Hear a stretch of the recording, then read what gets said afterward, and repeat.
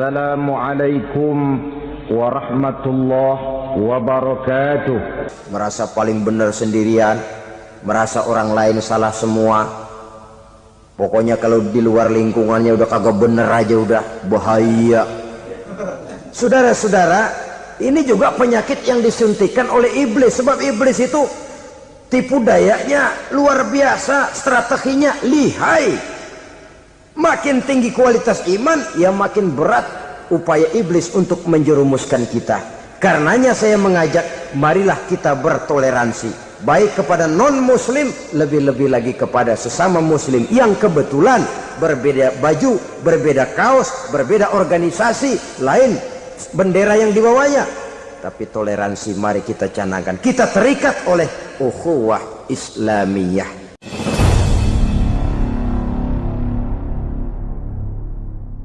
Maksud utama daripada diutusnya Rasulullah sallallahu alaihi wasallam ke alam ini tidak lain adalah untuk memperbaiki akhlak manusia.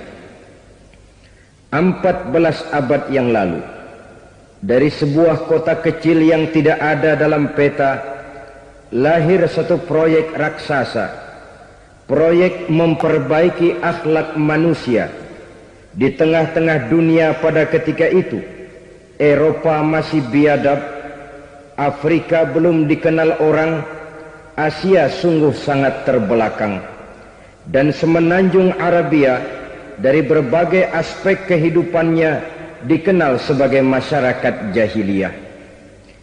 13 tahun pertama dari perjuangan selama periode Mekah, apa yang dilakukan oleh baginda Rasul tidak lain adalah memperbaiki akhlak manusia kepada Allah Subhanahu wa ta'ala dengan menanamkan roh, jiwa dan semangat tauhid.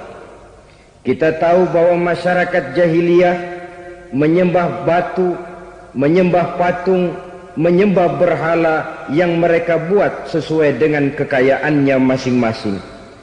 360 berhala di sekeliling Ka'bah merupakan bukti nyata dari sesembahan mereka.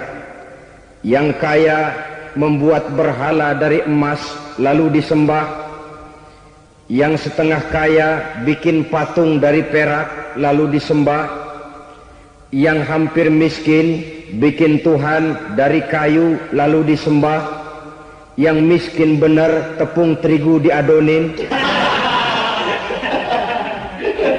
lalu dibentuk seperti wujud seseorang kemudian disembah, dan apabila selesai nyembah perutnya terasa lapar, Tuhannya habis dipretelin. Sepanjang sejarah kemanusiaan cuma masyarakat jahiliyah saja yang sampai makan Tuhan. Sesadis-sadisnya bangsa Indonesia belum pernah sampai makan Tuhan. Maka menghadapi manusia seperti ini, yang pertama dilaksanakan oleh Rasul memperbaiki akhlak mereka kepada Allah, menanamkan la ilaha illallah, bahwa tidak ada Tuhan yang perlu disembah selain daripada Allah Subhanahu wa ta'ala. Ini hakikatnya merupakan inti daripada ajaran Rasul-Rasul terdahulu. Kenapa? Seluruh Rasul bersumber dari satu sumber yang sama, yaitu dari Allah Subhanahu wa ta'ala. Maka prinsip ajaran ketuhanan yang mereka bawa tentu saja sama. Nabi Adam mengajarkan la ilaha illallah, Nabi Nuh mengajarkan la ilaha illallah, cuma tentu sambungannya Nuh Rasulullah. Nabi Ibrahim mengajarkan la ilaha illallah, Ibrahim Rasulullah. Nabi Musa mengajarkan la ilaha illallah, Musa Rasulullah. Bahkan Nabi Isa mengajarkan la ilaha illallah, Isa Rasulullah. Dan Nabi Muhammad mengajarkan la ilaha illallah, Muhammadur Rasulullah. Akhlak manusia kepada Allah dengan menanamkan tauhid. Jadi kalau ingin berakhlak yang benar kepada Allah, jaga tauhid, pegang teguh akidah. Saudara-saudara kaum muslimin rahimakumullah, lawan daripada tauhid adalah kufur. Kufur bisa dua, bisa kufur iman, bisa kufur nikmat. Kufur itu sifatnya, kafir itu orangnya. Ada orang kufur iman, dan ini merusak akhlak kepada Allah Subhanahu wa ta'ala. Kufur iman itu kadang-kadang bentuknya syirik, orangnya disebut musyrik. Kufur iman itu kadang-kadang bentuknya nifak, orangnya disebut munafik. Kufur iman itu kadang-kadang bentuknya riddah, orangnya disebut murtad. Ini merupakan jenis daripada kufur-kufur iman dan tergelincirnya manusia daripada akhlak kepada Allah Subhanahu wa ta'ala. Benar, di zaman sekarang kita tidak menyembah berhala. Memang di zaman sekarang kita tidak menyembah patung. Iya, kita tidak berkeyakinan Tuhan lebih dari satu. Tapi kadang-kadang akhlak kita kepada Allah sering lentur dan luntur, sering bergoyang dan tergoncang, sering kena erosi dan polusi. Bahwa kita tidak menyembah Latta, Uzza, Manat dan Hubal seperti masyarakat jahiliyah dahulu, memang. Tapi Latta zaman sekarang, Uzza zaman sekarang, Manat dan Hubal di zaman sekarang, berhala-berhala di abad kita sekarang ini, kadang-kadang bernama harta, kadang-kadang bernama wanita, kadang-kadang bernama tahta, mungkin juga bernama Toyota. Sesuatu yang lebih kita agungkan daripada Allah, menjelmalah dia menjadi berhala-berhala di zaman kita sekarang ini. Manakala kita di kantor sudah lebih takut kepada kepala bagian kita daripada kepada Allah, maka Tuhan kita barangkali adalah kepala bagian kita. Manakala kita sudah lebih takut kepada manusia daripada kepada Allah, bergeserlah akhlak kita kepada Allah, mengagungkan manusia dan menomorduakan Allah. Maka di zaman sekarang akhlak kita kepada Allah sering kena erosi, sering kena polusi. Mungkin karena sulitnya lapangan kerja, tingginya tensi ekonomi, persaingan hidup yang makin tajam, sulitnya mencari lapangan kerja, orang kadang-kadang nekat. Sedikit pertimbangan, picik pandangan, mudah melakukan potong kompas, sehingga terjadilah perbuatan-perbuatan yang memelencengkan akhlak kita kepada Allah Subhanahu wa ta'ala. Kadang-kadang terjebak mempercayai selain daripada Allah. Kadang-kadang terjebak di dalam mengagungkan yang selain daripada Allah lebih dari yang seharusnya. Terkenalah akhlak kita kepada Allah, jaringan-jaringan erosi dan polusi. Kufur sebagai lawanan daripada tauhid merupakan sifat daripada orang yang tidak berakhlak kepada Allah. Bentuknya pertama bisa syirik. Syirik itu artinya meyakini ada Tuhan lain selain daripada Allah. Itu yang namanya syirik. Jadi percaya Tuhan ada, cuman Tuhannya kelebihan. Itu yang disebut syirik, dan itu merupakan cerminan dari akhlak yang rusak kepada Allah Subhanahu wa ta'ala.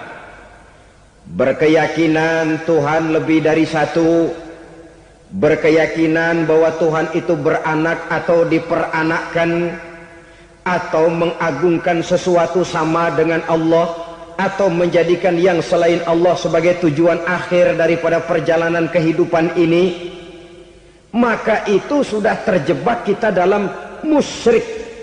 Dan syirik satu dosa yang tidak berampun. Bahasa kasarnya, yang namanya syirik itu jenis bapak moyangnya dosa. Saudara-saudara, sebab itu saya pesan, kalau memang terpaksa, biasanya yang tinggal di kota-kota besar itu kalau tidak kepengen dosa kan susah. Kalau terpaksa harus bikin dosa, cari yang kecil-kecil saja, yang kira-kira taubatnya gampang, umpamanya pulang sholat Jumat nukar sendal, umpama yaitu jelas dosa, tapi dosa yang taubatnya agak mudah. Jangan sampai terjebak ke dalam syirik, menyekutukan Allah. Kalau sudah menyekutukan Allah, Allah dimadu, murka benar Allah kepada kita. Innallaha la yaghfiru ayyushraka bih wa yaghfiru ma duna dzalika liman yasha. Allah tidak akan memberi ampun kepada orang yang menyekutukannya dengan sesuatu, tapi Allah mau mengampunkan dosa yang selain itu bagi orang yang dikehendakinya. Jadi orang-orang yang sudah terjebak syirik, menyekutukan Allah, meyakini ada Tuhan lain selain daripada Allah, meyakini Tuhan beranak atau diperanakkan, bagaimanapun baiknya mereka di dunia, bagaimanapun sosial jiwanya, bagaimanapun pemurah tangannya memberikan santunan dan pertolongan kepada orang lain, kalau sudah syirik, seluruh nilai kebaikannya akan tidak ada gunanya lagi, karena tidak ada tempat nilai kebaikan itu bergantung. Sedangkan kita berbuat baik agar diterima oleh Allah. Kalau Allahnya marah kepada kita, siapa yang akan menerima nilai kebaikan itu sendiri? Ini bentuk yang pertama. Yang nyata-nyata menyembah berhala, syirik. Yang nyata-nyata beriktikad Tuhan lebih dari satu, syirik. Atau yang tersamar. Yang tersamar itu yang sering jadi penyakit kita. Saya sejak ada perkutut ini di rumah, perkutut. Saudara-saudara, yang merusak akhlak kepada Allah, yang merusak tauhid setelah syirik, bisa juga berbentuk nifak. Nifak itu sifatnya, orang yang punya sifat nifak disebut munafik. Asal katanya dari nafakun. Nafakun itu satu lubang yang punya dua muka, seperti goa, ada tempat masuk, ada tempat keluar. Maka munafik orang yang punya dua muka. Kalau bahasa kita, pandai bermain minyak di atas air, manis jika berhadapan, balik belakang lain bicara. Sehingga apa yang dinamakan nifak, kata Imam Ali Al-Jurjani dalam kitab ta'rifatnya, izharul imanu bil lisan wa kitmanul kufri bil qalbi. Menyatakan, menampakkan iman dengan lidahnya, tapi menyembunyikan kekafiran dalam hatinya. Dengan kata lain, lidahnya mah iman, hatinya mah kafir. Padahal hati itu yang dilihat, padahal hati itu yang dinilai. Kenapa lidahnya mengaku iman? Ya mungkin karena kepepet, mungkin karena kepentingan, mungkin karena ingin mencari kelemahan orang, lalu dia pura-pura beriman. Tapi sesungguhnya hatinya kufur. Ini merupakan penyakit munafik. Dan terus terang, menghadapi orang munafik jauh lebih berat daripada menghadapi orang kafir. Kenapa? Munafik ini kan musuh dalam selimut. Mau dibilang musuh nyata-nyata, apalagi di zaman Rasul ya, ketika periode Madinah, berat sekali menghadapi orang munafik. Mau dibilang kafir, kalau ketemu assalamualaikumnya medok juga. Mau dibilang mukmin, di belakang ngegerundel, nyari-nyari penyakit, nyari-nyari lantaran, mencari-cari gara-gara. Kalau kafir jelas kafirnya, kalau musyrik jelas musyriknya. Tapi munafik, di depan kita dia mengaku beriman, di belakang kita dia caci maki kita. Maka demikian rupa watak orang munafik, Allah benci betul. Sampai dalam Quran orang munafik itu divonis innal munafikin fid darkil asfal minan nar. Orang-orang munafik di dasar jurang neraka yang paling bawah, keraknya neraka. Saudara-saudara kaum muslimin rahimakumullah, sebab munafik sangat berbahaya, membahayakan umat, membahayakan agama. Di depan kita mereka ngaku pura-pura beriman, kalau pidato luar biasa, memuji agama setinggi langit, menampakkan seolah-olah dia orang yang dekat dengan agama. Saudara-saudara, agama penting, agama mutlak. Tapi yang ngomong begitu agamanya apa, remeng-remeng. Cuma sekedar lipstick, cuma sekedar dekorasi, cuma sekedar kamuflase buat ngibuli orang lain. Dia mengaku beragama, mengatakan agama mutlak, menganggap agama penting, seolah-olah memperhatikan benar tentang tatanan kehidupan beragama, tapi sebenarnya di hatinya tidak lebih berkecamuk penyakit-penyakit kufur. Maka sifat munafik ini termasuk menodai tauhid, artinya merusak akhlak kita kepada Allah Subhanahu wa ta'ala. Sifat yang ketiga yang juga merusak akhlak kita kepada Allah dinamakan riddah. Riddah itu sifatnya, orang yang punya sifat riddah disebut murtad. Murtad keluar dari Islam. Keluar dari Islam tentu tadinya di dalam Islam. Oleh satu perbuatan dia bisa menjadi murtad. Misalnya tadinya dia iman benar kepada Allah, tapi melarat. Kadang-kadang sehari masak, 3 hari libur. Akhirnya oleh kesulitan ekonomi dia tidak kuat. Ada yang menawarkan kebaikan, dibawain supermi, dibawain obat-obatan, diberikan beras. Goyah imannya.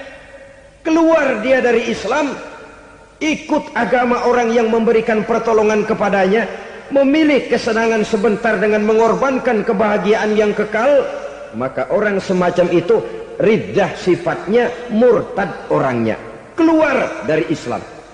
Dan yang menyebabkan kita murtad bukan cuma orang nyata-nyata memproklamirkan diri keluar dari Islam tapi lalu mengikuti agama orang lain. Bukan cuma itu. Mengakui ada Rasul lagi sesudah Nabi Muhammad bisa menyebabkan kita murtad. Mengingkari nikmat Allah bisa menyebabkan kita murtad. Meyakini semua agama benar bisa menyebabkan orang menjadi murtad. Meragukan kesempurnaan dan kelengkapan Al-Quran bisa menyebabkan orang jadi murtad. Mengingkari sunnah bisa menyebabkan orang menjadi murtad. Banyak hal-hal yang bisa mendatangkan penyakit riddah dan membuat pelakunya menjadi murtad. Dan ini menodai akhlak kita kepada Allah Subhanahu wa ta'ala. Itu tadi kufur iman, saudara-saudara. Nyata-nyata mengingkari Allah, baik dalam bentuk syirik, nifak, ataupun riddah. Kufur yang kedua dinamakan kufur nikmat. Apa itu kufur nikmat? Sitru ni'matil mun'im au ya'malu fi mukhalafatil mun'im. Menutup-nutup nikmat Allah atau melakukan perbuatan yang menentang, bertentangan dengan kehendak yang memberikan nikmat. Jadi kufur nikmat pertama, nutup-nutupin Tuhan. Tuhan jalingin. Duit lu banyak amat, dari mana? Gua kerja. Lalu kerjanya nomor 1. Orang yang berakhlak kepada Allah, dia akan menjawab, kamu uangnya kok banyak, dari mana? Rezeki dari Allah. Caranya, saya kerja. Kerja itu cara, rezeki itu dari Allah datangnya. Bukankah di zaman sekarang kita sering terpleset? Ini merupakan cerminan dari rapuhnya akhlak kita kepada Allah Subhanahu wa ta'ala. Karena usaha saya memang, karena saya peras keringat banting tulang, tentu. Tapi sadarkah kita bahwa sepanjang yang bisa kita lakukan cuma berusaha, peras keringat banting tulang, pergi pagi pulang sore. Tapi bisakah kita memastikan hasil usaha kita? Apalagi yang paling dekat, misalnya saja yang sungguh-sungguh di luar jangkauan kemampuan kita, soal rezeki, soal jodoh, soal maut. Kitakah yang mengatur? Kitakah yang menentukan? Subhanallah. Manusia sungguh tidak berdaya menghadapi 3 hal paling pokok ini. Rezeki, kita cuma bekerja. Kitakah yang menentukan? Tidak. Kita berusaha saja, rezeki belum pasti dapat. Apalagi kalau kita tidak berusaha. Jangan terjebak dalam fatalisme. Belum perang udah nyerah. Emang dasar rezeki datangnya dari Tuhan, nggak usah kerja, dan ntar juga kalau dia datang. Dari mana datangnya? Kerja saja belum tentu dapat rezeki, apalagi kalau tidak kerja. Yang jelas usaha perlu kepastian, itu urusan Allah. Ini akhlak kepada Allah Subhanahu wa ta'ala. Jodoh juga begitu. Kita berusaha, kita berupaya, Allah menghendaki lain jadinya. Maut juga begitu. Siapa sih yang pengen ngadepi maut? Siapa sih yang pengen mati? Siapa sih yang pengen ketemu malaikat Israel? Tidak seorang pun kalau ditanya, kecuali mereka yang putus asa ya. Kalau otaknya masih normal, mau mati mesti belakangan dulu dari dikit. Tapi yang satu itu saudara, kalau dia sudah datang, tenaga mana yang bisa menolak? Kalau dia sudah berkunjung, kekuatan mana yang bisa menghindar? Kalau dia sudah ingin bertemu, kemana kita bisa melarikan diri? Manusia sepanjang yang dia lakukan hanya berusaha, tapi kepastian, ketentuan dari Allah Subhanahu wa ta'ala. Orang yang kufur nikmat, nutupin Allah. Dia merasa rezekinya adalah mutlak peras keringatnya, seolah-olah Allah nggak punya peranan apa-apa di situ. Oh, ini kan saya bisa rumah begini karena saya kerja keras. Oh, ini mobil saya begini, saya kerja keras. Peras keringat, banting tulang, keras.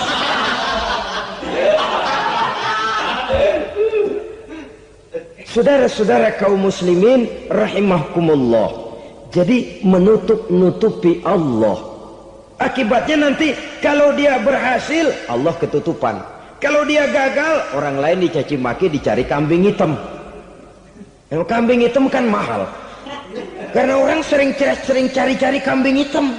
Jarang orang mau jujur kalau bertemu kesulitan lalu mencari sebab pada dirinya sendiri. Yang paling enak ya nyalain orang. Lo begitu. Orang lain yang paling enak kita salahin. Au ya'malu fi mukhalafatil mun'im, atau dia melakukan sesuatu yang tidak sesuai dengan kehendak yang memberikannya nikmat. Diberikan kita tangan, mulut sih nggak berhenti, terima kasih Tuhan, alhamdulillah saya dikasih tangan. Cuma nih tangan enteng mat nabokin orang mulu. Itu sudah mukhalafatul mun'im, bertentangan dengan kehendak yang memberikan nikmat. Diberikan harta, mulutnya mah basah, terima kasih Tuhan, alhamdulillah dikasih harta, tapi pelitnya minta ampun, kikir koret medit. Ini juga termasuk kufur nikmat, mempergunakan suatu nikmat bertentangan dengan kehendak daripada yang memberikan nikmat itu sendiri. Saudara-saudara kaum muslimin rahimakumullah, oleh karenanya kufur iman memang lebih bahaya daripada kufur nikmat. Tapi jangan lupa, kufur nikmat bisa menyeret orang kepada kufur iman. Nah kalau Allah udah dialingin, Tuhan sudah dinomor duain, lama-lama kenapa dia tidak mendewakan dirinya sendiri, mendewakan pangkatnya, mendewa-dewakan otaknya, mendewa-dewakan kemampuannya? Pada awalnya dia memang cuma kufur nikmat, tapi lambat laun kalau ini tidak diobati, secara pasti orang akan mengarah kepada kufur iman. Bisa berbentuk syirik, bisa berbentuk nifak, bisa berbentuk riddah. Saudara-saudara, oleh karena itu menjaga akhlak kepada Allah mutlak penting. Sebab apa? Kita tidak berakhlak kepada manusia saja, kita dikucilkan dari pergaulan. Kalau kita tidak berakhlak kepada Allah, dikucilkan oleh Allah. Hadis qudsi menyatakan, man lam yashkur ala na'mai wa lam yasbir ala balai falyakhruj min tahtis samai falyatlub rabban siwaya. Kata Allah, siapa orang yang tidak mau bersyukur terhadap nikmat yang aku berikan kepadanya dan tidak mau sabar terhadap ujian yang aku berikan kepadanya, falyakhruj min tahtis samai, persilahkan saja keluar dari kolong langitku, waliyatlub rabban siwaya, tolong cari Tuhan lain selain daripada aku. Murka Allah, diusir, cuman gak kedengeran aja. Siapa yang tidak mau syukur terhadap nikmatku, siapa yang tidak mau sabar terhadap ujian yang aku berikan kepadanya, persilakan keluar dari kolong langitku ini, cari Tuhan lain selain aku. Nah, langit Tuhan yang punya, Tuhan kita lawan, diusir dari kolong langit, mau pindah ke kolong mana?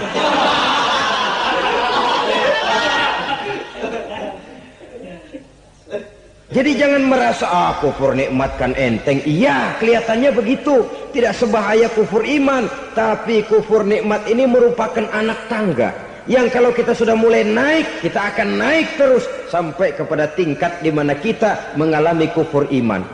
Kalau sudah ke sana, maka akhlak kita kepada Allah terkenalah erosi, terkena polusi, hancur akhlak kepada Allah, dan itulah sumber kesengsaraan abadi.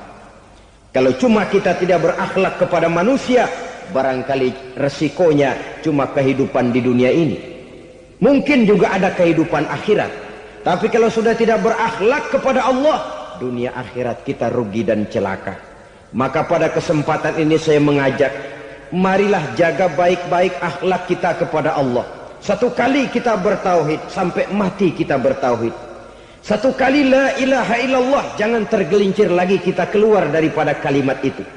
Satu kali kita bertuhankan Allah, jangan bertuhan yang lain selain daripada Allah. Jangan sekutukan Allah, jangan samakan Allah dengan sesuatu, jangan mengangkat yang lain sama agungnya dengan Allah. Sebab dengan demikian kita seolah-olah sudah mengotori akhlak kita kepada Allah Subhanahu wa ta'ala. Ini berat, saudara-saudara. Ini tidak ringan. Kadang-kadang saya katakan tadi, masalah ekonomi, kadang-kadang persaingan hidup yang makin tajam, di tengah lapangan kerja yang makin sulit, di tengah orang banyak potong kompas. Kalau berpatokan kepada nilai tauhid, la ilaha illallah, tidak ada Tuhan selain Allah, maka saya tidak akan takut kecuali hanya kepada Allah. Saya tidak akan menggantungkan hidup kecuali hanya kepada Allah. Saya tidak akan minta rezeki kecuali hanya kepada Allah. Kadang-kadang situasi yang nekat membuat kita kehilangan keseimbangan, kehilangan pertimbangan, picik pandangan. Akibatnya kita merusak akhlak kepada Allah Subhanahu wa ta'ala. Ironinya kan orang sekarang kalau ditanya, lu nyolong ya? Iya. Kok berani? Emang. Lu nggak tahu Tuhan lihat? Tahu. Kok nyolong juga? Biarin. Kalau Tuhan mah lihat, jangan ribut. Enggak ribut katanya. Kalau orang lihat, 2 orang saja tahu, geger kelurahan. Ini kan sudah mendustai dirinya sendiri, sudah merusak akhlaknya kepada Allah Subhanahu wa ta'ala. Tuhan enggak ribut katanya. Saudara hadirin yang saya hormati, jadi oleh karenanya akhlak kita kepada Allah merupakan basis daripada kehidupan beragama. Kalau itu sudah mulai rapuh, mulai terkena erosi dan polusi, mulai rusak, dikhawatirkan nanti nilai ibadah kita kepada Allah juga akan turut ambruk karenanya. Saudara-saudara kaum muslimin rahimakumullah, tugas yang kedua memperbaiki akhlak manusia kepada sesama manusia. Kita tahu Islam sesuai dengan namanya adalah agama damai. Maka akhlak manusia kepada sesama manusia menempati porsi yang penting dalam kehidupan beragama. Bagaimana seorang muslim bergaul, bertata krama terhadap sesama manusia. Mari kita lihat lebih jauh persoalannya. Untuk memudahkan pembicaraan dari kacamata agama, kita kelompokkan saja manusia itu dalam 2. Pertama yang seiman dan yang kedua yang tidak seiman. Yang tidak seiman itu kita sebut saja kufur atau kafir. Nah, kepada yang kafir pun kita diajarkan untuk berakhlak. Apalagi kepada yang memang nyata-nyata seiman, sekeyakinan, seakidah. Kemanapun Islam datang, ke negara manapun ia masuk, ia tidak menaburkan kerusakan. Jadi tidak benar kalau orang pernah itu menggambarkan saking sentimennya seorang orientalis pernah menggambarkan Nabi Muhammad di tangan kirinya Quran, di tangan kanannya pedang, menggambarkan seolah-olah Islam dikembangkan dengan kekerasan. Sebenarnya tidak sama sekali. Kalaupun dalam sejarah perkembangan Islam pernah terjadi perang, maka perang dalam Islam sesungguhnya apabila kita amati sejarahnya bukan untuk memaksakan agama, karena memang agama tidak bisa dipaksakan, tetapi justru untuk mempertahankan agama dari segala macam hambatan, rintangan, hinaan dan fitnahan. Tapi kemanapun yang jelas Islam masuk, dia tidak pernah membuat kekacauan, kerusuhan ataupun penghancuran. Candi Prambanan bahkan dipugar, gereja-gereja tidak ada yang dihancurkan oleh umat Islam. Kenapa? Islam agama damai. Soal agama, soal lakum dinukum waliyadin, la ikraha fid din, qad tabayyana ar-rusydu minal ghayy. Tidak ada paksaan dalam beragama, sebab nyata yang benar dengan yang tidak benar. Belum pernah ada orang kafir masuk ke perkampungan orang Islam lalu dikejar-kejar, diteriakin kafir, kafir, sunatin.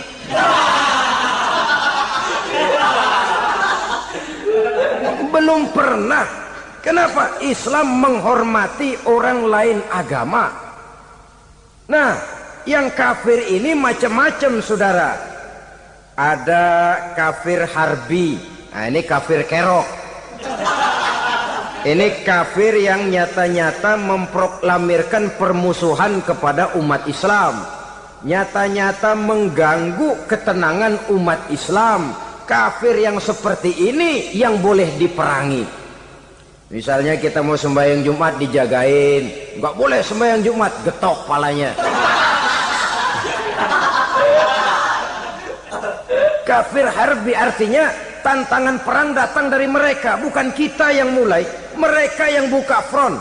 Prinsipnya umat Islam tidak boleh mencari-cari musuh, tapi pun tidak boleh lari kalau ketemu musuh.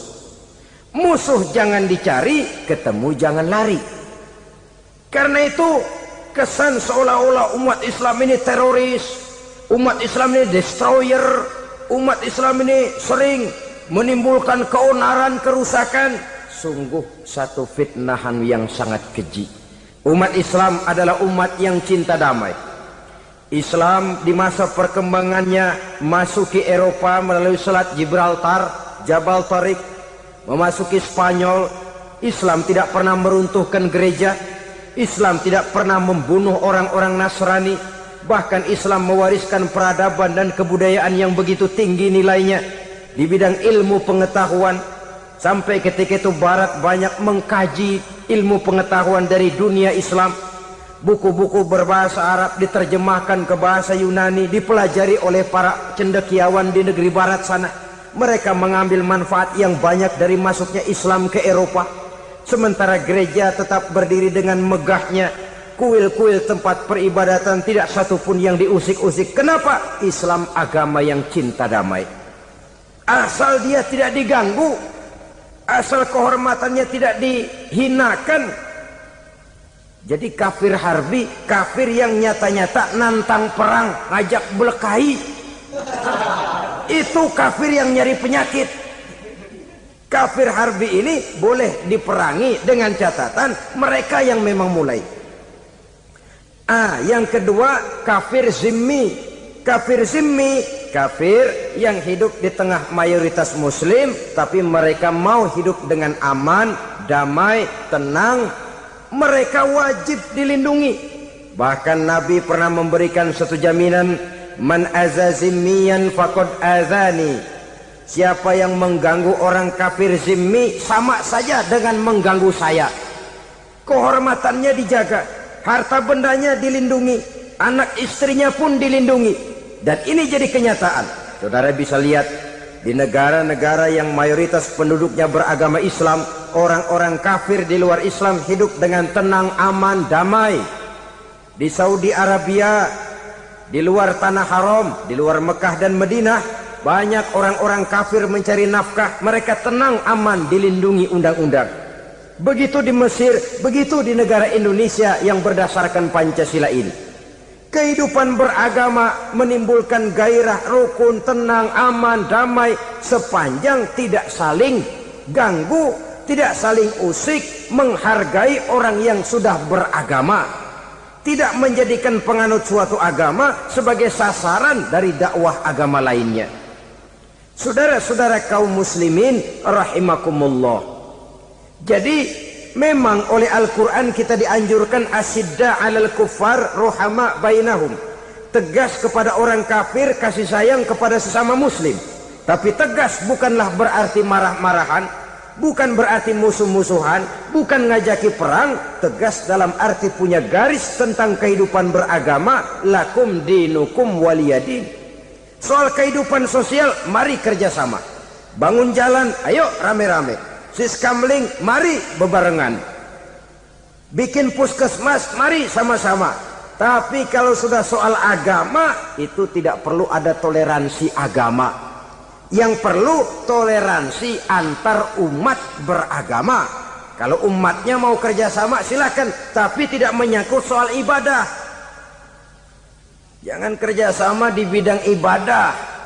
Itu kerjasama yang salah pasang, saudara-saudara. Sehingga dengan demikian toleransi adalah menyangkut kehidupan antar umat beragama. Sedangkan agama sendiri punya kapling yang nyata. Sehingga dengan demikian tegas kepada orang kafir dalam arti kita punya satu kepribadian. Tidak ngambang. Nggak lalu kalau ditanya orang, sebenarnya agama lu apa sih? Ah, gua mah gimana musimnya aja. Agama pakai musim kayak rambutan. Akhirnya ya begitu, musim-musiman. Ke masjid kelihatan, ke gereja hayo, ke candi nongol, ke apa? Bingung malaikat bagaimana nyatetnya nih bocah ini. Di mana aja ada. Kita punya satu kepribadian. Saya muslim dan garis saya ini, lakum dinukum waliyadin. Bagi Tuhan persilakan agama Tuhan, bagi kami agama kami. Kami hormati Tuhan, Tuhan hormat kepada kami. Tapi soal agama, kaplingnya jelas.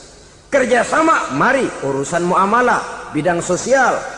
Yuk kita siskamling sama-sama dengan orang lain agama. Mari jaga kerukunan, kesatuan, persatuan, kekompakan. Perbaiki jalan yang rusak, mari sama-sama. Mendandani jembatan yang runtuh, mari sama-sama. Tapi sembahyang, kaplingnya lain-lain. Sebab Nabi juga dulu pernah ditawarkan begitu loh sama kafir jahiliyah dulu, Quraisy itu. Sudah Muhammad, sekarang begini saja, kita join aja daripada marah-marahan. Hari ini saya oke menyembah Tuhanmu Allah, besok gantian kamu menyembah Tuhan kita Latta, Uzza, Manat dan Hubal. Turun, qul ya ayyuhal kafirun la a'budu ma ta'budun. Soal ibadah kaplingnya jelas, tidak boleh dicampur adukkan. Sebab kalau tidak, kita akan mulai kehilangan identitas diri. Dan disitulah krisis kehidupan keyakinan beragama dimulai. Dari krisis identitas. Hujan gede kan mulainya gerimis dulu. Di mana-mana ya gerimis dulu. Gerimis makin lama makin gede. Kita akan mulai dengan kehilangan identitas diri. Dari sana nanti kita malu mengakui keislaman kita. Kalau orang Islam malu mengakui keislamannya, ini kan ironi, menyedihkan. Ngakui Islamnya saja malu, menonjolkan keislamannya malu. Tidak ada rasa bangga beragama. Padahal ini modal dasar. Hanyalah dengan rasa bangga beragama, kita lalu konsekuen. Bangga yang tidak konsekuen. Wah, pokoknya kan gua kan Islam. Agama yang paling benar. Tapi hidupnya sendiri jauh dari tuntunan Islam. Itu bangga yang tidak beralasan. Bangga yang tidak perlu dibanggakan sebenarnya. Kebanggaan yang membuat kita konsekuen dan dekat dengan kehidupan beragama. Jadi dengan demikian saudara-saudara, kepada non-muslim kita juga harus berakhlak. Bukankah ini sudah dicontohkan oleh Rasul? Bagaimana beliau disambiti orang di Taif, yang menyambiti malah didoakan. Bagaimana Suraqah mau membunuh beliau, malah Suraqah didoakan. Bagaimana Abu Jahal dan Abu Lahab saking mangkalnya. Ini Abu Jahal pernah gali lubang di kamarnya sendiri, di depan tempat tidurnya. Setelah dia gali lubang, ditutupin pakai keraras korma. Lalu dia tarik selimut, belagak meriang. Dia pesan pesuruhnya, bilangin Muhammad encangnya meriang. Pamannya sakit, minta ditengokin. Nabi dengan segala husnuzonnya berangkat nengokin. Abu Jahal dari balik selimut ngintip. Itu dia Muhammad, itu dia tuh. Dia tuh, masuk Dani, masuk. Mulai di jalan, seneng Abu Jahal. Terus dah. Begitu ke pelosok, masuk ke lubang, gue pendem terus lalu. Memang niatnya mau mencelakakan Nabi. Sudah tinggal beberapa langkah lagi Nabi akan berjalan ke arah lubang itu. Malaikat Jibril ngasih tahu, Muhammad, Abu Jahal pamanmu cuma pura-pura sakit. Di depan tempat tidur itu ada lubang sudah dia gali untuk menjerumuskan kamu. Sudah, balik pulang. Balik badan Nabi. Sudah hampir mau melangkah, kakinya malah muter pulang. Abu Jahal yang ngelihat Nabi sudah hampir jatuh nggak jadi, balik pulang. Lupa kalau lagi sakit. Udah Muhammad buruan sini. Nabi ke pintu, dia kejar. Dia lupa sama lubang yang dia gali. Begitu dia kejar, dia yang ke pelosok masuk ke dalamnya. Sejak saat itu ada pepatah, man hafara hufratan waqa'a fiha. Siapa yang suka nggali lubang, dia sendiri bakal terpelosok ke dalamnya. Jatuh dia ke lubang yang dia gali. Padahal ya paling banter 2 atau 3 meter paling dalam. Dari dalam lubang itu dia teriak-teriak, Muhammad, tolongin, pamanmu kecebur. Kasih tahu Muhammad, kasih tahu. Datang lagi lah pesuruhnya, Muhammad, pamanmu Abu Jahal kecebur, minta tolong diangkatin. Sudah diulur tambang, habis sambung lagi, nggak bisa sampai. Masa iya, cuma kamu yang bisa nolong. Apa yang dilakukan Nabi? Balik mau nolongin. Akhlak. Kita kalau ada orang gali lubang buat nyeburin kita, dia sendiri yang kecebur. Gorok gua kagak lemin loh. Mati sekalian dah. Nabi mah enggak, balik nolongin tuh Abu Jahal.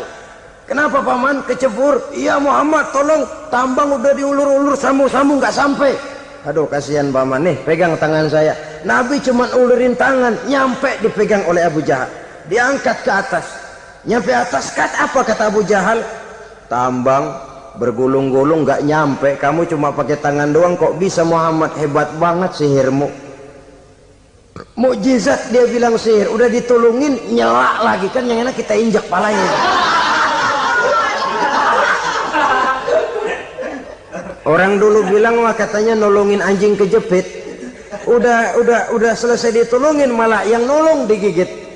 Saudara hadirin yang saya hormati, kepada orang-orang kafir kita harus berakhlak, menghormati mereka, tidak memaksakan satu keyakinan dalam batas-batas yang ditolerir oleh agama, yaitu pada masalah-masalah sosial dan muamalah. Itu kepada non-muslim, apalagi kepada sesama muslim. Baik akhlak kepada orang tua, akhlak kepada guru, akhlak kepada jiran atau tetangga, itu semua termasuk dalam akhlak kepada sesama manusia. Akhlak kita kepada orang tua, kadang-kadang kita orang timur ini ketularan orang barat. Engkongnya dianggap CS. Salaman main kedet aja, halo kong. Engkongnya bahalo dibengong. Saudara-saudara kaum muslimin rahimakumullah, akhlak yang tua kepada yang muda, akhlak yang muda kepada yang tua, kepada jiran dan tetangga, kepada sanak famili dan handai tolan, pendeknya kepada sesama muslim. Tetangga ada haknya, ada hak tetangga yang kalau kita berakhlak itu harus dipenuhi. Contoh kecil, kalau saya beli radio, itu saya dong boleh berpikir, ini radio saya beli pakai uang saya setel di rumah saya, sekeras-kerasnya ada apa sama orang lain? Radio gua, yang beli gua pakai duit gua, gue setel di rumah gue, ada urusan apa sama orang lain? Itu kalau menurut saya. Tapi tetangga sebelah saya kan bisa juga ngomong begitu, mata gue, Yang ngantuk gue tidur di rumah gue. Kenapa suara radio lu masuk kemari? Ketika itulah lalu kebebasan saya nyetel radio dibatasi oleh kebebasan tetangga saya yang mau tidur. Ini sudah akhlak namanya.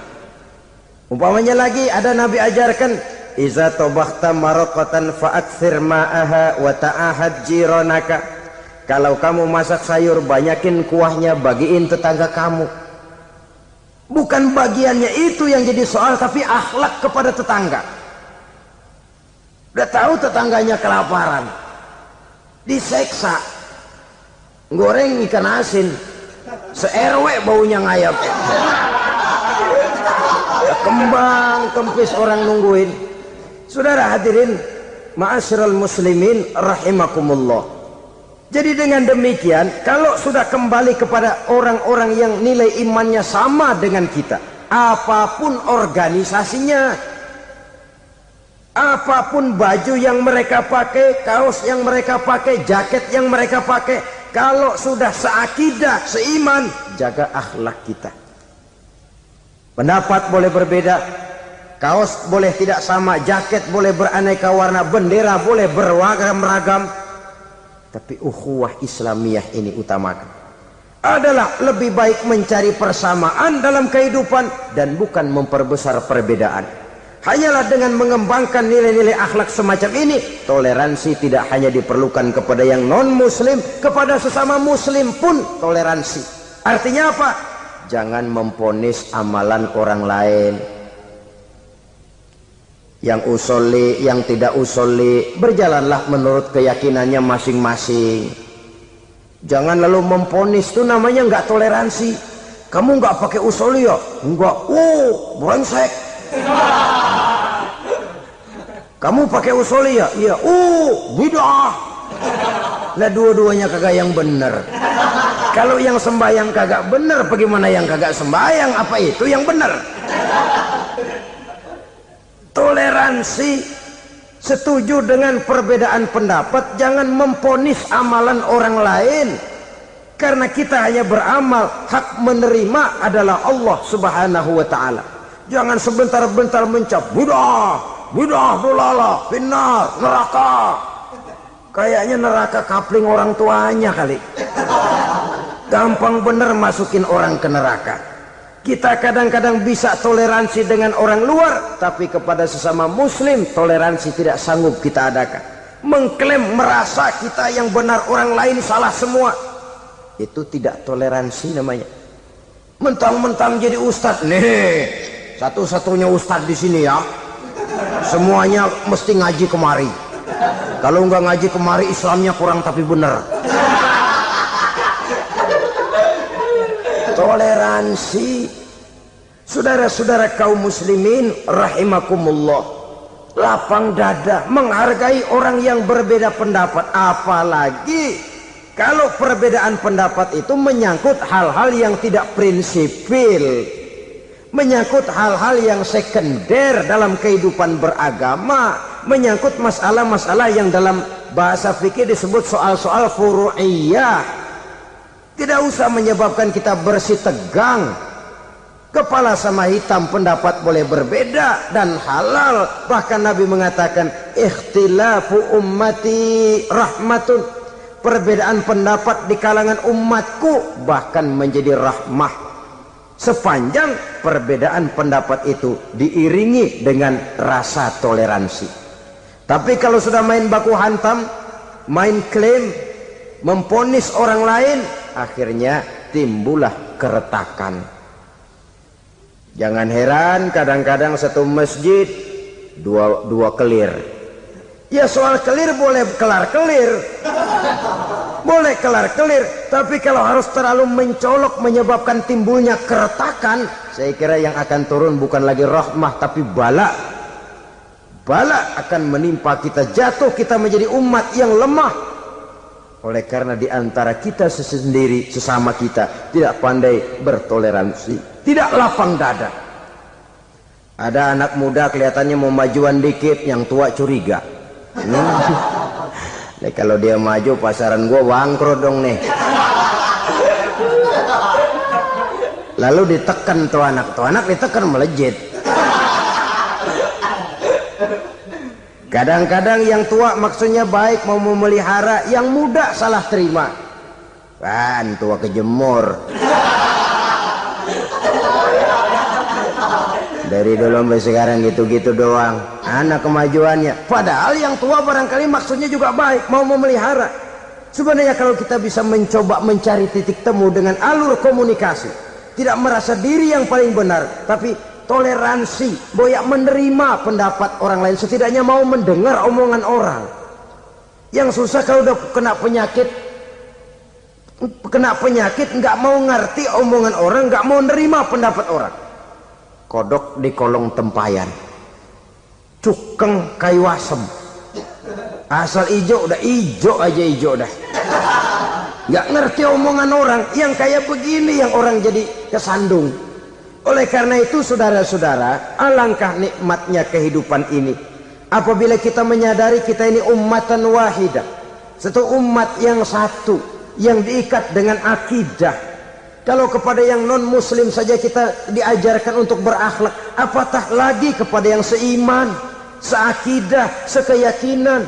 Wajarkah perbedaan pendapat yang kecil-kecil lalu menyebabkan kita bertolak belakang, cerai-berai, centang perenang? Bila bertemu di jalan yang satu menyisih ke kiri, yang lain menyingkir ke kanan. Kalaupun juga bercampur di tengah kumpulan orang banyak, persis air dengan minyak. Yang atu melengos, yang atu madep mojok. Orang lain senyum, dia mau pada manyun. Saudara-saudara kaum muslimin rahimakumullah, realita ini walaupun tidak enak, pahit, tapi masih hidup di sebagian masyarakat kita. Ini yang perlu kita atasi. Soal toleransi kepada orang lain, sejarah sudah membuktikan. Mari kita jangan cuma bisa mengajak orang lain, umat lain untuk bertoleransi dengan kita, tapi kepada sesama kita, toleransi ini perlu kita tegakkan, perlu kita bina, terutama di dalam kita menuju bentuk ideal daripada konsep ukhuwah Islamiyah ini, yang memang selalu kita akan cari bentuk-bentuk idealnya sejalan dengan perkembangan situasi dan kondisi yang dihadapi oleh umat. Perbedaan organisasi, perbedaan kepentingan organisasi tidak seharusnya menyebabkan kita merasa meremehkan orang lain dan mengangkat diri, mengklaim diri sebagai yang ter. Jadi dengan demikian, apabila yang pertama tadi akhlak kepada Allah dinamakan hablum minallah, maka yang kedua ini merupakan hablum minan nas. Jikalau baik akhlak kita kepada Allah, baik akhlak kita kepada manusia, nikmat rasanya menjalani kehidupan. Kadang-kadang orang akhlaknya kepada manusia baik, tapi kepada Allah tidak baik. Hormat sama yang tua, menyayangi yang muda, sama tetangga rukun, tapi sama Tuhan nggak mau sujud. Ini baik kepada manusia, tapi tidak berakhlak kepada Allah. Atau sebaliknya, sujudnya sama Allah mah tekun, bener, khusyuk, bahasanya juga fasih, luar biasa. Tapi sama manusia sombong, takabur, ujub, merasanya dia doang yang paling benar. Sebab iblis itu ya, itu kadang-kadang datang lewat hati, dan memang selalu markasnya di situ. Kalau dia tidak bisa menggoda kita dengan yang lain, dia tumbuhkan sifat ujub. Dia bisikin, wah memang di kampung ini yang paling banyak ibadahnya ente, yang lain mana, lihat tuh kerocok semua. Lalu di hati orang itu tertanam sifat iya ya. Nah, tatkala iya ya, dia sudah terkena serangan iblis. Akhirnya apa? Orang lain diremehin. Asalnya kagak mau sembahyang aja diajak salaman udah najis aja dah. Ketemu juga mukanya ditekuk 4. Akhirnya bukan ngajak malah ngenyek, ngina. Lah orang dihina makin jauh, makin tidak tersentuh. Bukan cara itu yang diajarkan oleh Rasul. Bahwa orang tidak mau sholat, tugas kita mengajak. Soal dia tidak sholat, ya itu dosa dia kepada Allah. Saudara-saudara kaum muslimin, ujub disuntikkan oleh iblis ke dalam hati kita. Sujudnya kepada Allah benar, tapi akhlaknya kepada sesama manusia. Merasa paling benar sendirian, merasa orang lain salah semua. Pokoknya kalau di luar lingkungannya udah kagak bener aja udah bahaya. Saudara-saudara, ini juga penyakit yang disuntikkan oleh iblis. Sebab iblis itu tipu dayanya luar biasa, strateginya lihai. Makin tinggi kualitas iman, ya makin berat upaya iblis untuk menjerumuskan kita. Karenanya saya mengajak, marilah kita bertoleransi, baik kepada non muslim, lebih-lebih lagi kepada sesama muslim yang kebetulan berbeda baju, berbeda kaos, berbeda organisasi, lain bendera yang dibawanya. Tapi toleransi mari kita canangkan. Kita terikat oleh ukhuwah Islamiyah. 2. Yang ketiga, akhlak manusia kepada makhluk Allah lainnya di luar manusia. Islam, saudara-saudara, dengan berakhlak kepada Allah, berakhlak kepada sesama manusia, berakhlak kepada makhluk Allah di luar manusia, baik flora maupun fauna, maka mudah-mudahan akan terciptalah satu ekosistem, satu lingkungan hidup yang membuat kita nikmat menjalani kehidupan ini. Saudara-saudara, ini juga penyakit yang disuntikkan oleh iblis. Sebab iblis itu tipu dayanya luar biasa, strateginya lihai. Makin tinggi kualitas iman, ya makin berat upaya iblis untuk menjerumuskan kita. Karenanya saya mengajak, marilah kita bertoleransi, baik kepada non muslim, lebih-lebih lagi kepada sesama muslim yang kebetulan berbeda baju, berbeda kaos, berbeda organisasi, lain bendera yang dibawanya. Tapi toleransi mari kita canangkan. Kita terikat oleh ukhuwah Islamiyah.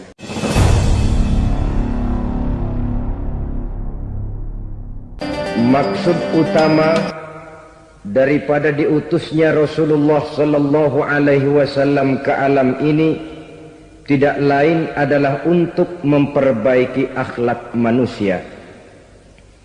14 abad yang lalu, dari sebuah kota kecil yang tidak ada dalam peta, lahir satu proyek raksasa, proyek memperbaiki akhlak manusia. Di tengah-tengah dunia pada ketika itu, Eropa masih biadab, Afrika belum dikenal orang, Asia sungguh sangat terbelakang, dan semenanjung Arabia dari berbagai aspek kehidupannya dikenal sebagai masyarakat jahiliyah. 13 tahun pertama dari perjuangan selama periode Mekah, apa yang dilakukan oleh baginda Rasul tidak lain adalah memperbaiki akhlak manusia kepada Allah Subhanahu wa ta'ala dengan menanamkan roh, jiwa dan semangat tauhid. Kita tahu bahwa masyarakat jahiliyah menyembah batu, menyembah patung, menyembah berhala yang mereka buat sesuai dengan kekayaannya masing-masing. 360 berhala di sekeliling Ka'bah merupakan bukti nyata dari sesembahan mereka. Yang kaya membuat berhala dari emas lalu disembah, yang setengah kaya bikin patung dari perak lalu disembah, yang hampir miskin bikin Tuhan dari kayu lalu disembah, yang miskin benar tepung terigu diadonin lalu dibentuk seperti wujud seseorang kemudian disembah, dan apabila selesai nyembah perutnya terasa lapar, Tuhannya habis dipretelin. Sepanjang sejarah kemanusiaan cuma masyarakat jahiliyah saja yang sampai makan Tuhan. Sesadis-sadisnya bangsa Indonesia belum pernah sampai makan Tuhan. Maka menghadapi manusia seperti ini, yang pertama dilaksanakan oleh Rasul memperbaiki akhlak mereka kepada Allah, menanamkan la ilaha illallah, bahwa tidak ada Tuhan yang perlu disembah selain daripada Allah Subhanahu wa ta'ala. Ini hakikatnya merupakan inti daripada ajaran rasul-rasul terdahulu. Kenapa? Seluruh rasul bersumber dari satu sumber yang sama, yaitu dari Allah Subhanahu wa ta'ala. Maka prinsip ajaran ketuhanan yang mereka bawa tentu saja sama. Nabi Adam mengajarkan la ilaha illallah, Nabi Nuh mengajarkan la ilaha illallah, cuma tentu sambungannya Nuh Rasulullah. Nabi Ibrahim mengajarkan la ilaha illallah, Ibrahim Rasulullah. Nabi Musa mengajarkan la ilaha illallah, Musa Rasulullah. Bahkan Nabi Isa mengajarkan la ilaha illallah, Isa Rasulullah. Dan Nabi Muhammad mengajarkan la ilaha illallah, Muhammadur Rasulullah. Akhlak manusia kepada Allah dengan menanamkan tauhid.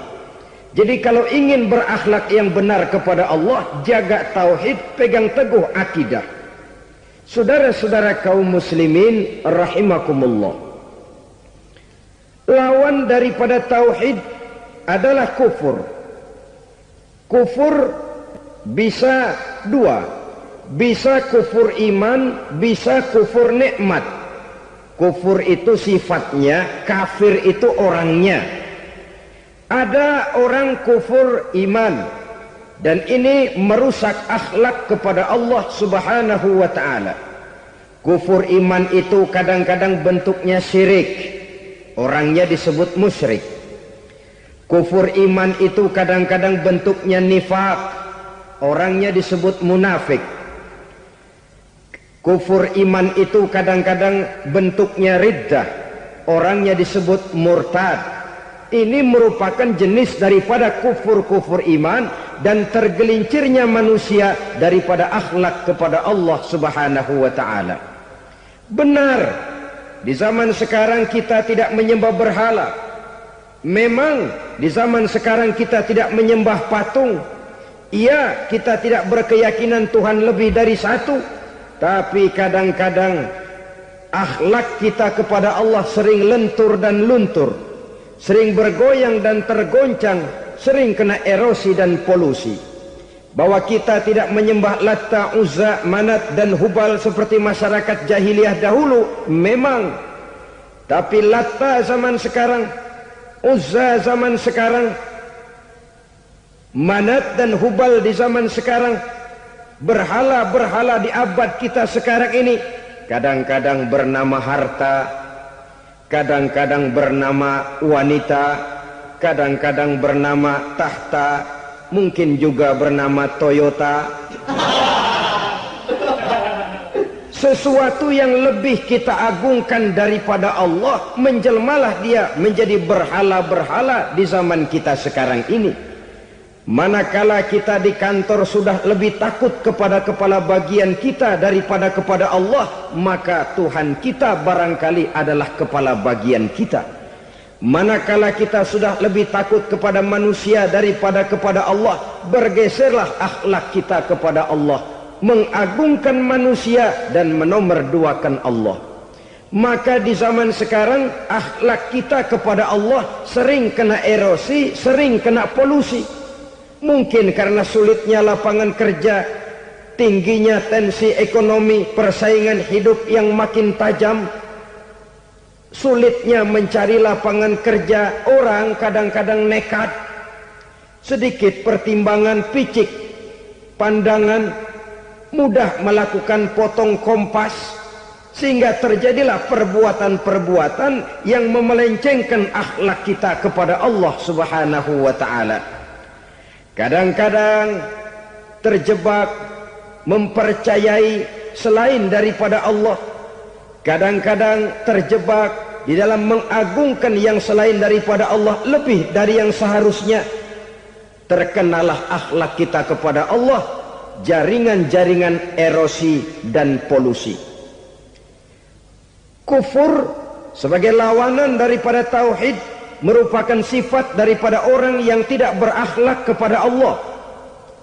Bentuknya pertama bisa syirik. Syirik itu artinya meyakini ada Tuhan lain selain daripada Allah. Itu yang namanya syirik. Jadi percaya Tuhan ada, cuman Tuhannya kelebihan. Itu yang disebut syirik, dan itu merupakan cerminan dari akhlak yang rusak kepada Allah Subhanahu wa ta'ala. Berkeyakinan Tuhan lebih dari satu, berkeyakinan bahwa Tuhan itu beranak atau diperanakkan, atau mengagungkan sesuatu sama dengan Allah, atau menjadikan yang selain Allah sebagai tujuan akhir daripada perjalanan kehidupan ini, maka itu sudah terjebak kita dalam musyrik. Dan syirik satu dosa yang tidak berampun. Bahasa kasarnya, yang namanya syirik itu jenis bapak moyangnya dosa. Saudara-saudara, sebab itu saya pesan, kalau memang terpaksa, biasanya yang tinggal di kota-kota besar itu kalau tidak kepengen dosa kan susah. Kalau terpaksa harus bikin dosa, cari yang kecil-kecil saja, yang kira-kira taubatnya gampang. Umpamanya pulang sholat Jumat nukar sendal, umpama, yaitu jelas dosa. Tapi dosa yang taubatnya agak mudah. Jangan sampai terjebak ke dalam syirik, menyekutukan Allah. Kalau sudah menyekutukan Allah, Allah dimadu, murka benar Allah kepada kita. Innallaha la yaghfiru ayyushraka bih wa yaghfiru ma duna dzalika liman yasha. Allah tidak akan memberi ampun kepada orang yang menyekutukannya dengan sesuatu, tapi Allah mau mengampunkan dosa yang selain itu bagi orang yang dikehendakinya. Jadi orang-orang yang sudah terjebak syirik, menyekutukan Allah, meyakini ada Tuhan lain selain daripada Allah, meyakini Tuhan beranak atau diperanakkan, bagaimanapun baiknya mereka di dunia, bagaimanapun sosial jiwanya, bagaimanapun pemurah tangannya memberikan santunan dan pertolongan kepada orang lain, kalau sudah syirik, seluruh nilai kebaikannya akan tidak ada gunanya lagi. Karena tidak ada tempat nilai kebaikan itu bergantung. Sedangkan kita berbuat baik agar diterima oleh Allah. Kalau Allahnya marah kepada kita, siapa yang akan menerima nilai kebaikan itu sendiri? Ini bentuk yang pertama. Yang nyata-nyata menyembah berhala, syirik.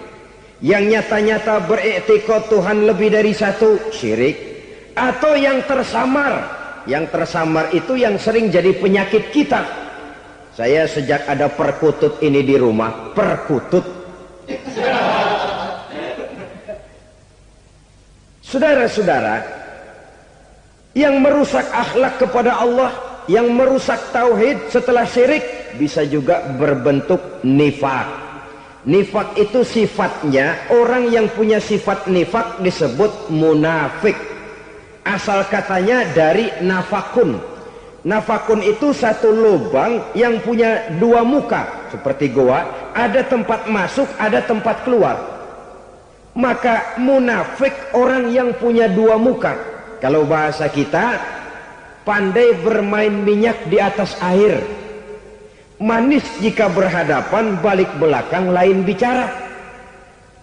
Sehingga apa yang dinamakan nifak, kata Imam Ali Al-Jurjani dalam kitab ta'rifatnya, izharul imanu bil lisan wa kitmanul kufri bil qalbi.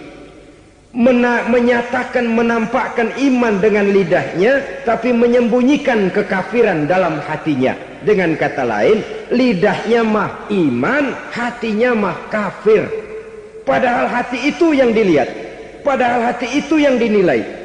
Kenapa lidahnya mengaku iman? Ya mungkin karena kepepet, mungkin karena kepentingan, mungkin karena ingin mencari kelemahan orang, lalu dia pura-pura beriman. Tapi sesungguhnya hatinya kufur. Ini merupakan penyakit munafik. Dan terus terang, menghadapi orang munafik jauh lebih berat daripada menghadapi orang kafir. Kenapa? Munafik ini kan musuh dalam selimut. Mau dibilang musuh nyata-nyata, apalagi di zaman Rasul ya, ketika periode Madinah, berat sekali menghadapi orang munafik. Mau dibilang kafir, kalau ketemu assalamualaikumnya medok juga. Mau dibilang mukmin, di belakang ngegerundel, nyari-nyari penyakit, nyari-nyari lantaran, mencari-cari gara-gara. Kalau kafir jelas kafirnya, kalau musyrik jelas musyriknya. Tapi munafik, di depan kita dia mengaku beriman, di belakang kita dia caci maki kita. Maka demikian rupa watak orang munafik Allah benci betul. Sampai dalam Quran orang munafik itu divonis innal munafiqin fid darkil asfal minan nar. Orang-orang munafik di dasar jurang neraka yang paling bawah, keraknya neraka. Saudara-saudara kaum muslimin rahimakumullah. Sebab munafik sangat berbahaya, membahayakan umat, membahayakan agama. Di depan kita mereka ngaku pura-pura beriman. Kalau pidato luar biasa, memuji agama setinggi langit, menampakkan seolah-olah dia orang yang dekat dengan agama. Saudara-saudara, agama penting, agama mutlak. Tapi yang ngomong begitu agamanya apa? Remeng-remeng.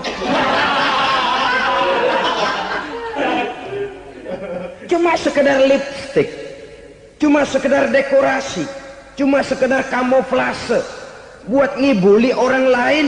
Dia mengaku beragama, mengatakan agama mutlak, menganggap agama penting, seolah-olah memperhatikan benar tentang tatanan kehidupan beragama, tapi sebenarnya di hatinya tidak lebih berkecamuk penyakit-penyakit kufur. Maka sifat munafik ini termasuk menodai tauhid, artinya merusak akhlak kita kepada Allah Subhanahu wa ta'ala. Sifat yang ketiga yang juga merusak akhlak kita kepada Allah dinamakan riddah. Riddah itu sifatnya, orang yang punya sifat riddah disebut murtad. Murtad keluar dari Islam. Keluar dari Islam tentu tadinya di dalam Islam. Oleh satu perbuatan dia bisa menjadi murtad. Misalnya tadinya dia iman benar kepada Allah, tapi melarat. Kadang-kadang sehari masak, 3 hari libur. Akhirnya oleh kesulitan ekonomi dia tidak kuat. Ada yang menawarkan kebaikan, dibawain supermi, dibawain obat-obatan, diberikan beras. Goyah imannya. Keluar dia dari Islam, ikut agama orang yang memberikan pertolongan kepadanya, memilih kesenangan sebentar dengan mengorbankan kebahagiaan yang kekal. Maka orang semacam itu riddah sifatnya, murtad orangnya, keluar dari Islam. Dan yang menyebabkan kita murtad bukan cuma orang nyata-nyata memproklamirkan diri keluar dari Islam tapi lalu mengikuti agama orang lain, bukan cuma itu. Mengakui ada Rasul lagi sesudah Nabi Muhammad bisa menyebabkan kita murtad. Mengingkari nikmat Allah bisa menyebabkan kita murtad. Meyakini semua agama benar bisa menyebabkan orang menjadi murtad. Meragukan kesempurnaan dan kelengkapan Al-Quran bisa menyebabkan orang jadi murtad. Mengingkari sunnah bisa menyebabkan orang menjadi murtad.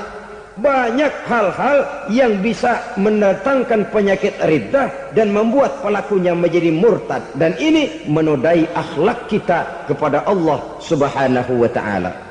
Itu tadi kufur iman, saudara-saudara. Nyata-nyata mengingkari Allah, baik dalam bentuk syirik, nifak, ataupun riddah. Kufur yang kedua dinamakan kufur nikmat. Apa itu kufur nikmat? Sitru ni'matil mun'im au ya'malu fi mukhalafatil mun'im. Menutup-nutup nikmat Allah atau melakukan perbuatan yang menentang, bertentangan dengan kehendak yang memberikan nikmat. Jadi kufur nikmat pertama, nutup-nutupin Tuhan. Tuhan jalingin. Duit lu banyak amat, dari mana? Gua kerja. Lalu kerjanya nomor 1. Orang yang berakhlak kepada Allah, dia akan menjawab, kamu uangnya kok banyak, dari mana? Rezeki dari Allah. Caranya, saya kerja. Kerja itu cara, rezeki itu dari Allah datangnya. Bukankah di zaman sekarang kita sering terpeleset? Ini merupakan cerminan dari rapuhnya akhlak kita kepada Allah Subhanahu wa ta'ala. Karena usaha saya memang, karena saya peras keringat banting tulang, tentu. Tapi sadarkah kita bahwa sepanjang yang bisa kita lakukan cuma berusaha, peras keringat banting tulang, pergi pagi pulang sore? Tapi bisakah kita memastikan hasil usaha kita? Apalagi yang paling dekat, misalnya saja yang sungguh-sungguh di luar jangkauan kemampuan kita, soal rezeki, soal jodoh, soal maut. Kitakah yang mengatur? Kitakah yang menentukan? Subhanallah. Manusia sungguh tidak berdaya menghadapi 3 hal paling pokok ini. Rezeki, kita cuma bekerja. Kitakah yang menentukan? Tidak. Kita berusaha saja, rezeki belum pasti dapat. Apalagi kalau kita tidak berusaha. Jangan terjebak dalam fatalisme. Belum perang udah nyerah. Emang dasar rezeki datangnya dari Tuhan, gak usah kerja, dan ntar juga kalau dia datang. Dari mana datangnya? Kerja saja belum tentu dapat rezeki, apalagi kalau tidak kerja. Yang jelas usaha perlu kepastian, itu urusan Allah. Ini akhlak kepada Allah Subhanahu wa ta'ala. Jodoh juga begitu. Kita berusaha, kita berupaya, Allah menghendaki lain jadinya. Maut juga begitu. Siapa sih yang pengen ngadepi maut? Siapa sih yang pengen mati? Siapa sih yang pengen ketemu malaikat Israel? Tidak seorang pun kalau ditanya, kecuali mereka yang putus asa ya. Kalau otaknya masih normal, mau mati mesti belakangan dulu udah dikit. Tapi yang satu itu saudara, kalau dia sudah datang, tenaga mana yang bisa menolak? Kalau dia sudah berkunjung, kekuatan mana yang bisa menghindar? Kalau dia sudah ingin bertemu, kemana kita bisa melarikan diri? Manusia sepanjang yang dia lakukan hanya berusaha, tapi kepastian, ketentuan dari Allah Subhanahu wa ta'ala. Orang yang kufur nikmat, nutupin Allah. Dia merasa rezekinya adalah mutlak peras keringatnya, seolah-olah Allah nggak punya peranan apa-apa di situ. Oh, ini kan saya bisa rumah begini karena saya kerja keras. Oh, ini mobil saya begini saya kerja keras. Peras keringat banting tulang keras.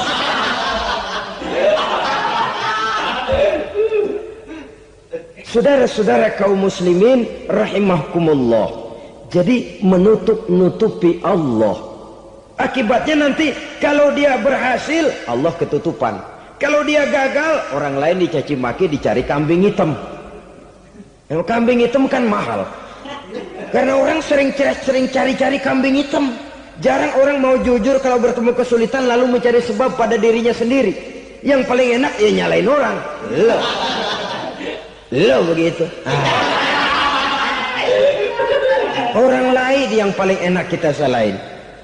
Au ya'malu fi mukhalafatil mun'im, atau dia melakukan sesuatu yang tidak sesuai dengan kehendak yang memberikannya nikmat. Diberikan kita tangan, mulut sih nggak berhenti, terima kasih Tuhan, alhamdulillah saya dikasih tangan. Cuma nih tangan enteng mat nabokin orang mulut. Itu sudah mukhalafatul mun'im, bertentangan dengan kehendak yang memberikan nikmat. Diberikan harta, mulutnya mah basah, terima kasih Tuhan, alhamdulillah dikasih harta, tapi pelitnya minta ampun, kikir koret medit. Ini juga termasuk kufur nikmat, mempergunakan suatu nikmat bertentangan dengan kehendak daripada yang memberikan nikmat itu sendiri. Saudara-saudara kaum muslimin rahimakumullah. Oleh karenanya kufur iman memang lebih bahaya daripada kufur nikmat. Tapi jangan lupa, kufur nikmat bisa menyeret orang kepada kufur iman. Nah kalau Allah udah dialingin, Tuhan sudah dinomor duain, lama-lama kenapa dia tidak mendewakan dirinya sendiri?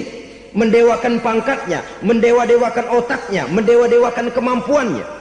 Pada awalnya dia memang cuma kufur nikmat, tapi lambat laun kalau ini tidak diobati, secara pasti orang akan mengarah kepada kufur iman. Bisa berbentuk syirik, bisa berbentuk nifak, bisa berbentuk riddah. Saudara-saudara, oleh karena itu menjaga akhlak kepada Allah mutlak penting. Sebab apa? Kita tidak berakhlak kepada manusia saja, kita dikucilkan dari pergaulan. Kalau kita tidak berakhlak kepada Allah, dikucilkan oleh Allah. Hadis qudsi menyatakan, man lam yashkur ala na'mai wa lam yasbir ala balai falyakhruj min tahtis samai falyatlub rabban siwaya.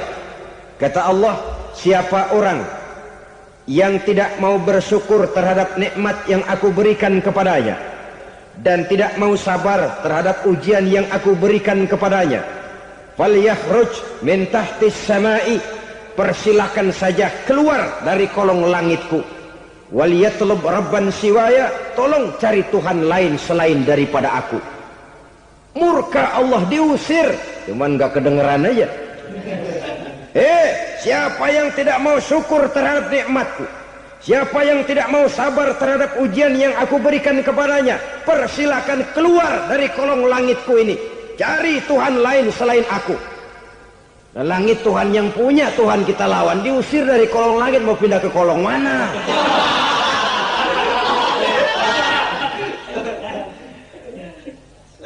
Jadi jangan merasa kufur nikmat kan enteng. Iya, kelihatannya begitu, tidak sebahaya kufur iman.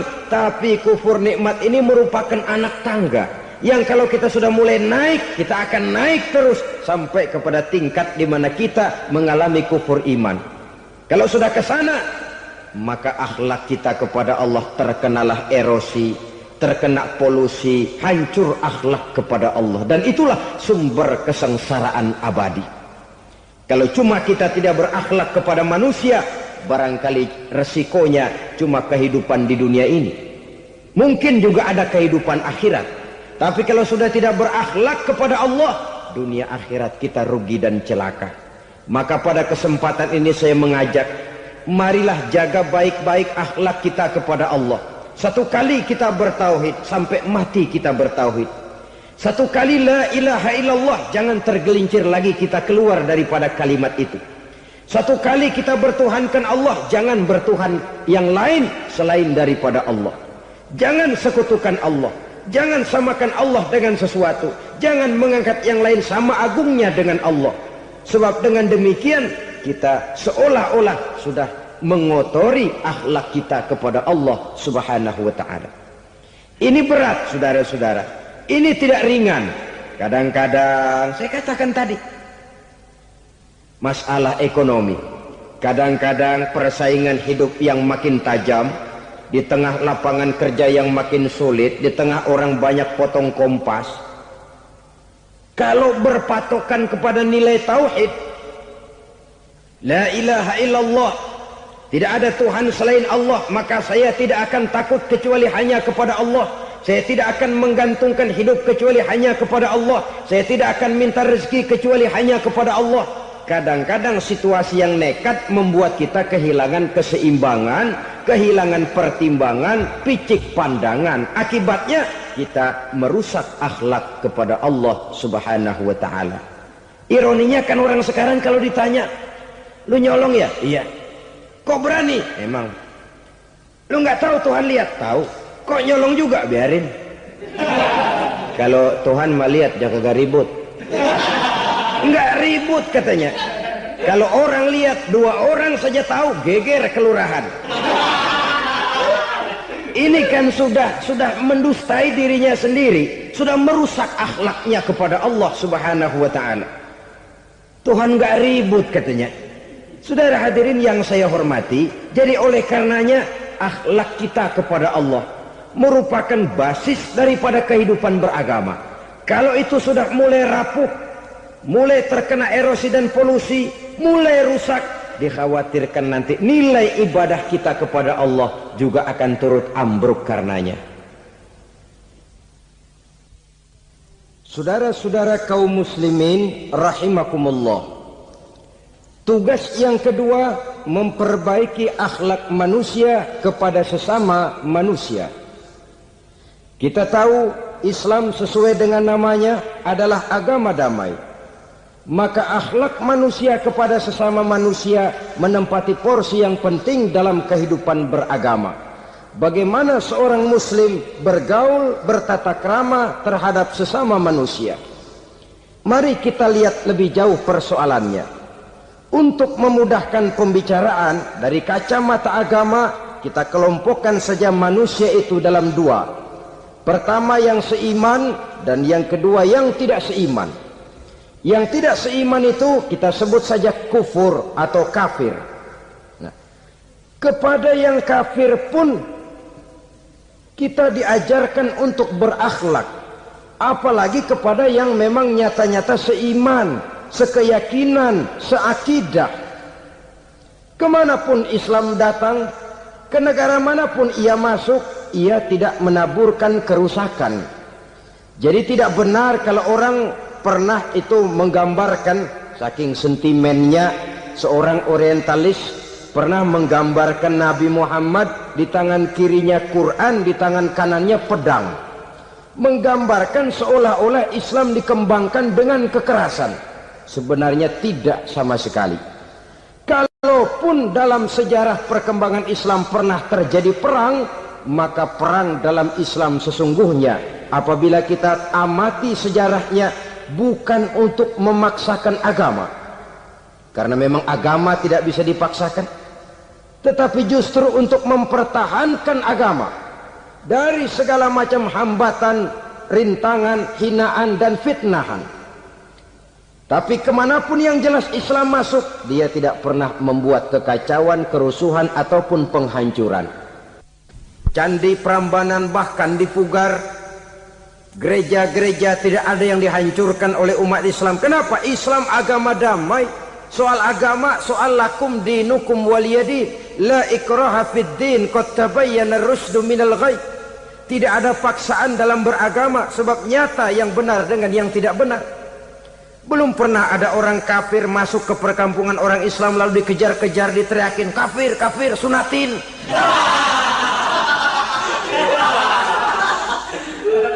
Belum pernah. Kenapa? Islam menghormati orang lain agama.